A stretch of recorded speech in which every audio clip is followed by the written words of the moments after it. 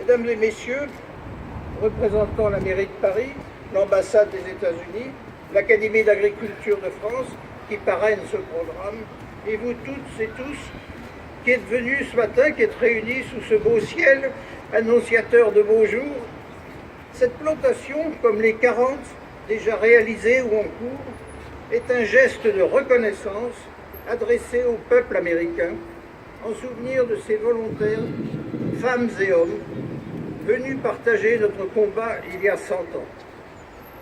Ce geste, le geste de ce soldat qui lève sa casquette devant ce jeune pacanier, nous rappelle les paroles restées célèbres du colonel Stanton le 4 juillet 1917 devant la tombe de Lafayette au cimetière de Picpus. Ces plantations sont destinées à rappeler aux générations futures la vitalité de l'amitié franco-américaine qui est née de la participation de la France à la guerre d'indépendance. Charles de Vergennes, personnage trop oublié, fut l'artisan de cette intervention. Lafayette en est la figure emblématique. Parti en 1777 combattre dans les rangs des armées insurgées américaines, il devança de 3 ans l'engagement de notre pays. Cette amitié fut scellée par le traité d'alliance et de commerce à Paris le 6 février 1778. Par ce traité, la France reconnaissait l'indépendance de la jeune République américaine 5 ans avant qu'elle ne soit effective. C'est ce traité qui a fait de la France le plus ancien allié des États-Unis.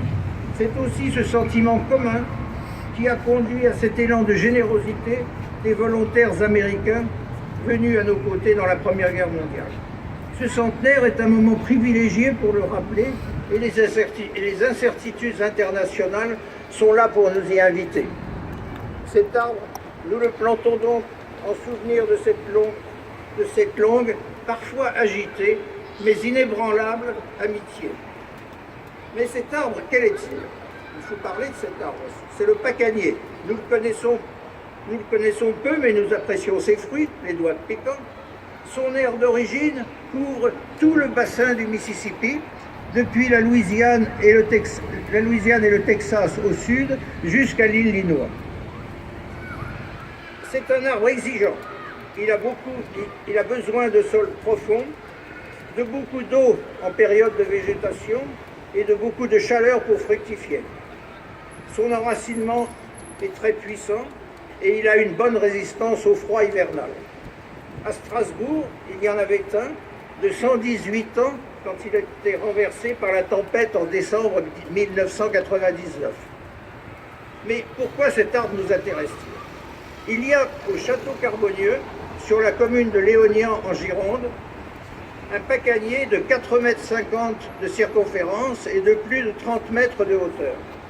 Par parenthèse, il y en a un autre dans le jardin public de Bordeaux, plus jeune, et qui fait 38 mètres.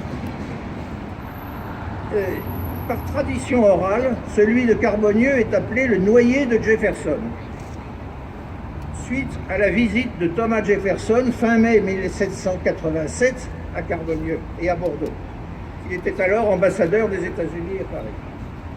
Les dimensions de cet arbre témoignent de son grand âge et ses fruits, toujours fertiles, sont employés pour la production de plants dans certaines de nos plantations.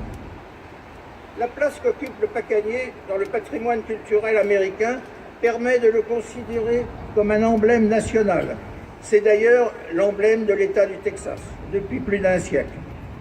L'amitié franco-américaine constitue aujourd'hui un patrimoine immatériel commun à nos deux nations. Le pacanier du château de Carbonieux, attaché au souvenir de Thomas Jefferson, peut ainsi être pris pour symbole de cette relation née il y a 240 ans. Enfin, il reste une question à poser. Comment cet arbre a-t-il pu atteindre cet emplacement?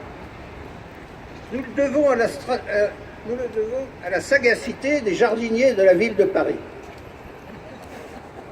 Quand on a annoncé qu'il serait place des États-Unis, j'ai dit c'est parfait. On m'a répondu mais mieux encore, il sera devant le monument des volontaires. Mais pourquoi? L'arbre qui était là est mort. Comment une telle chose a-t-elle été possible? Et quelle était la probabilité? Nous qui sommes rationnels, nous attribuons ça au hasard. Les anciens qui étaient sages disaient « c'est la main des dieux qui dicte nos choix ». Cette main qu'on admire sous la voûte de la chapelle Sixtine. C'est pourquoi, pour conclure, je voudrais ici faire un vœu, que le Pacanier devienne officiellement le symbole de l'amitié franco-américaine, pour rappeler ce que les sacrifices de nos parents nous ont apporté et pour être le témoin de nos espoirs de paix pour les générations futures. Je vous adresse ce message. Merci, Monsieur le Président.